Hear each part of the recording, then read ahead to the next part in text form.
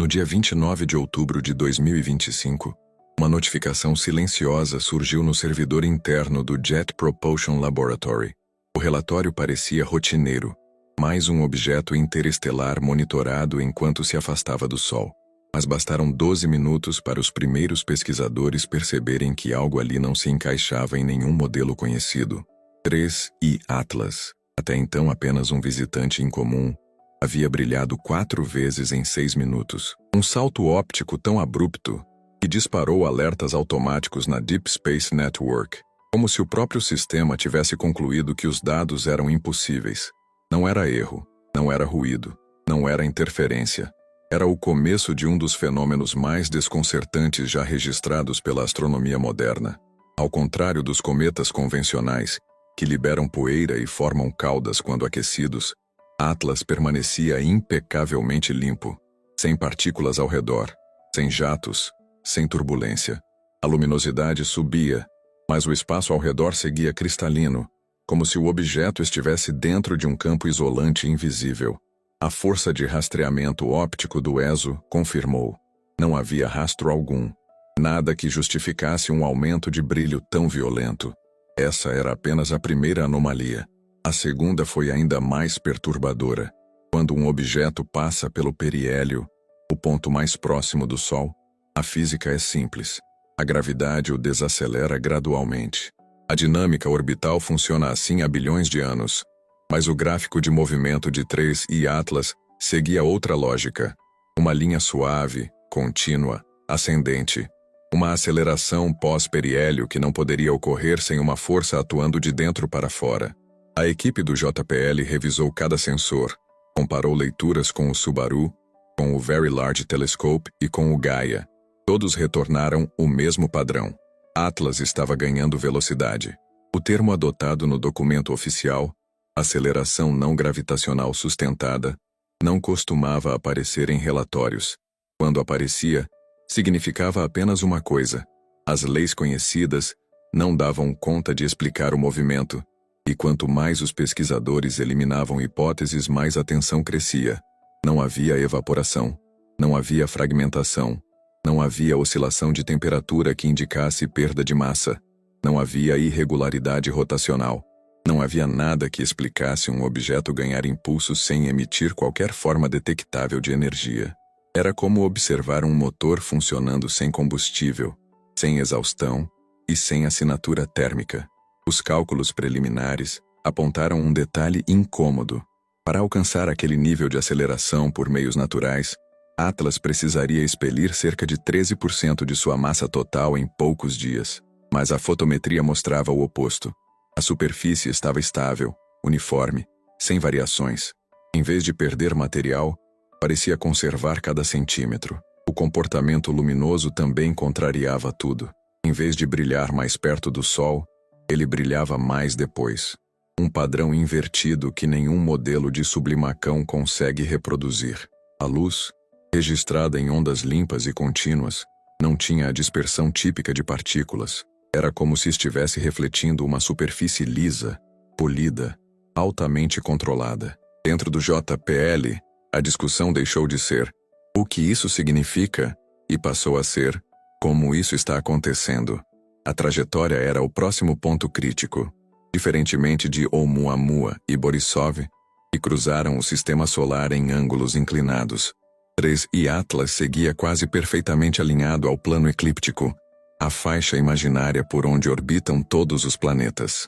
Essa coincidência, estatisticamente negligenciável, ganhou peso quando o objeto passou perto de Vênus, Marte e Júpiter, em distâncias quase ideais para manobras de assistência gravitacional, as mesmas usadas por sondas humanas para economizar combustível. Os números eram tão precisos que os astrônomos do ESO rodaram simulações para tentar provar que aquilo poderia ser apenas sorte. Não conseguiram. A probabilidade de um visitante interestelar seguir aquele caminho, naquele alinhamento, era menor que 2 milionésimos de %. E então veio o aspecto mais desconfortável. O objeto parecia ajustar seu brilho sempre que era observado em banda óptica profunda. Uma espécie de resposta detectada por 3 observatórios independentes. Nenhum deles se atreveu a sugerir interpretação. mas todos concordaram na descrição técnica. O comportamento parecia reativo. Quando esse dado foi anexado ao relatório, o silêncio na sala de análise durou longos segundos. Era o tipo de informação que ninguém queria ler, porque nenhuma explicação convencional podia justificá-la. Com a confirmação internacional fechada, uma conclusão inevitável começou a circular em conversas privadas entre equipes científicas. 3 e Atlas não se comportava como um corpo natural. Sua dinâmica, seu brilho, sua aceleração e seu alinhamento orbital formavam um conjunto de anomalias coesas demais para serem acaso. E faltava ainda um detalhe, o mais sensível de todos, que os telescópios começaram a registrar nas últimas horas, antes da publicação do relatório. As primeiras leituras espectrais profundas revelaram um padrão que não deveria existir em nenhum corpo celeste conhecido.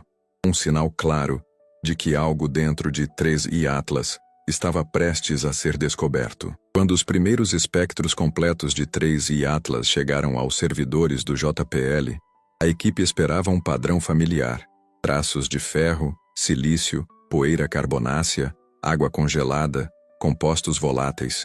O kit básico de qualquer corpo formado nas bordas geladas de um sistema estelar.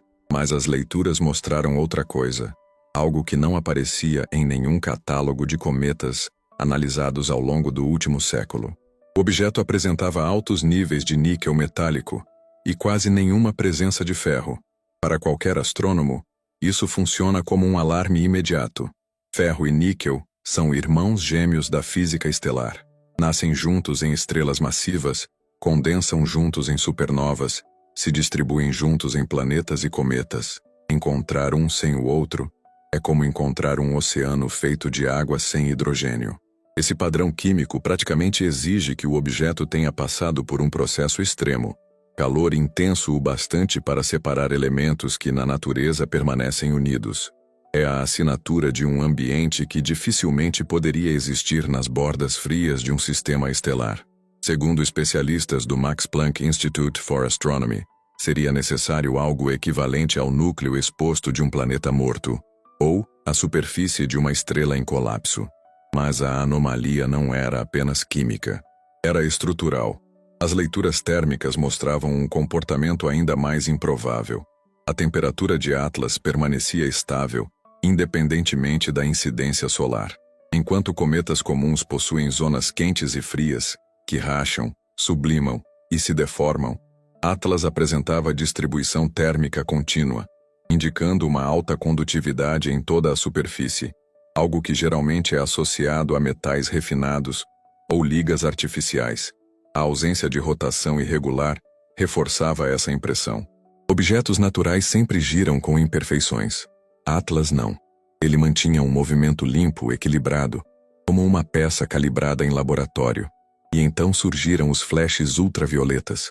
Observatórios no Chile, no Havaí e no Japão registraram rajadas de luz UV que correspondiam a metais excitados por radiação, comportamento semelhante ao de certas ligas usadas em painéis de controle térmico em satélites terrestres. Só isso já seria suficiente para deixar metade da comunidade científica desconfortável. Mas o padrão era ainda mais preciso. As rajadas ocorriam em ciclos, com intensidade decrescente e retorno estável, como se respondessem a algum tipo de interação com a radiação solar. Esses dados divulgados discretamente em reuniões internacionais acenderam discussões acaloradas sobre o que significava um objeto interestelar. Exibir controle térmico ativo, algo que nenhuma estrutura natural poderia manter ao longo de milhões de anos, vagando no espaço. Os relatos começaram a vazar. Grupos de pesquisa independentes passaram a produzir simulações, e astrofísicos como o renomado professor Avi Loeb de Harvard reforçaram publicamente que Atlas se comportava como um corpo propulsionado, não como um fragmento rochoso. Apesar da resistência, o impacto no mundo real foi imediato. Nos fóruns científicos, a descoberta reacendeu debates sobre tecnologias interestelares e até mesmo sobre a possibilidade de sondas autônomas enviadas por civilizações antigas. Na imprensa, manchetes tentavam reduzir o fenômeno a uma curiosidade astronômica, Mas o público não comprou a narrativa simplificada. Redes sociais explodiram em teorias, análises amadoras e comparações com o Oumuamua, criando uma onda de interesse público que nenhuma agência espacial conseguiu conter. E, curiosamente, isso começou a mudar o comportamento das próprias instituições. Dados que normalmente levariam meses para serem publicados passaram a aparecer em relatórios semanais. Observatórios que competiam entre si passaram a compartilhar telemetria em tempo real. O que estava em jogo já ultrapassava a astronomia. Era uma questão de compreensão da própria realidade. Afinal, se um objeto vindo de outro sistema demonstra comportamento ativo, composição anômala e trajetória deliberada, o que isso significa para nossa visão de mundo?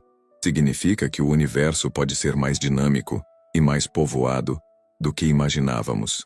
Estudantes, professores, especialistas e pessoas comuns começaram a acompanhar atualizações sobre Atlas como quem acompanha uma novela científica. Nunca um objeto distante, silencioso e frio havia mobilizado tantos olhares.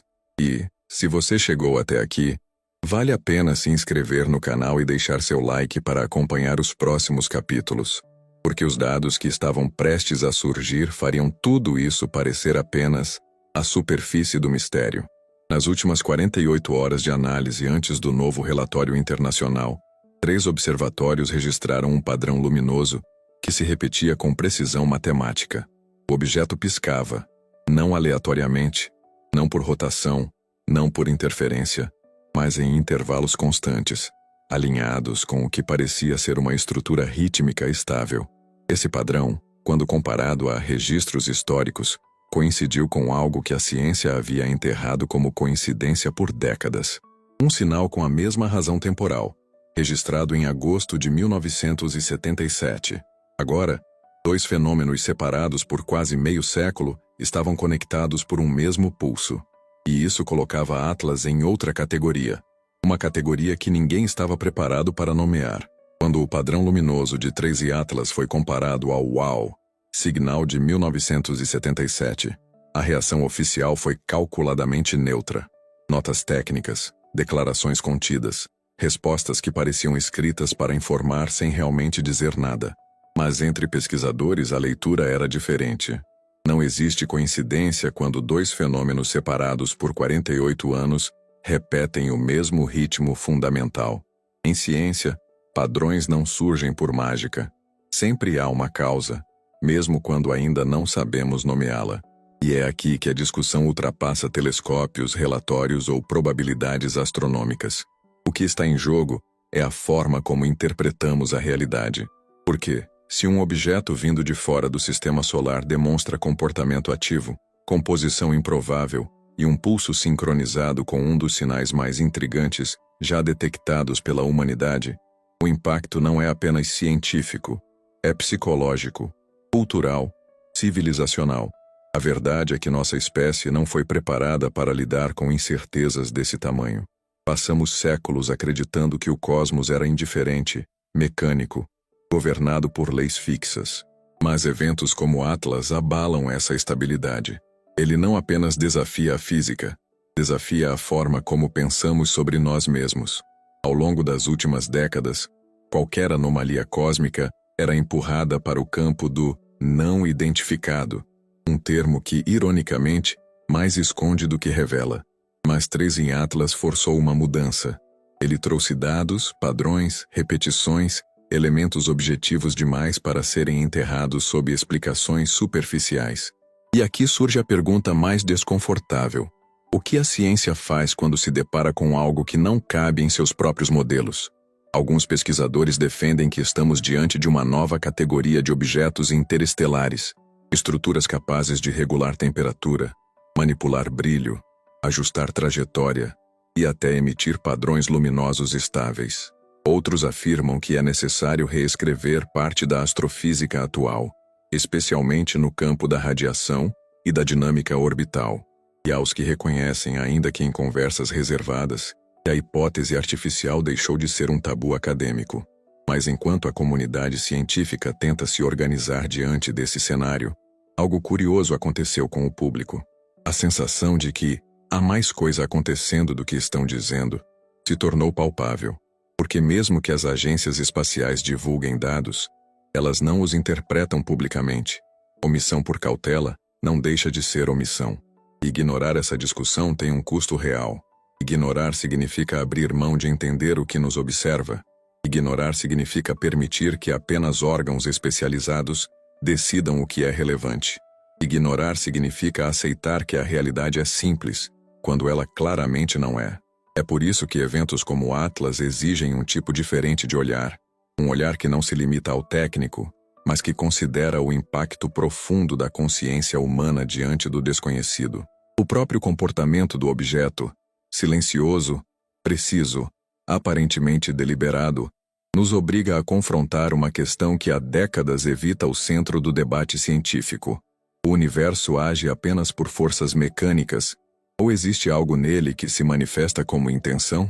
Porque no final, lidar com Atlas não é apenas interpretar um objeto interestelar, é interpretar a nós mesmos diante dele. E antes que este capítulo se feche, vale deixar um fato desconcertante registrado. Desde que o objeto reapareceu após a ocultação solar, os pulsos não voltaram. Nenhum. Como se o ciclo tivesse sido encerrado, ou como se o que precisava ser transmitido já tivesse sido transmitido. A pergunta agora é outra. O que exatamente registramos? E por que isso parou tão abruptamente? Se este é um tema que você acredita que precisa ser acompanhado de perto, inscreva-se, deixe seu like e compartilhe sua interpretação nos comentários. A discussão honesta é a única ferramenta que temos para enfrentar o desconhecido. E neste momento da história, cada voz que pensa além do óbvio faz diferença.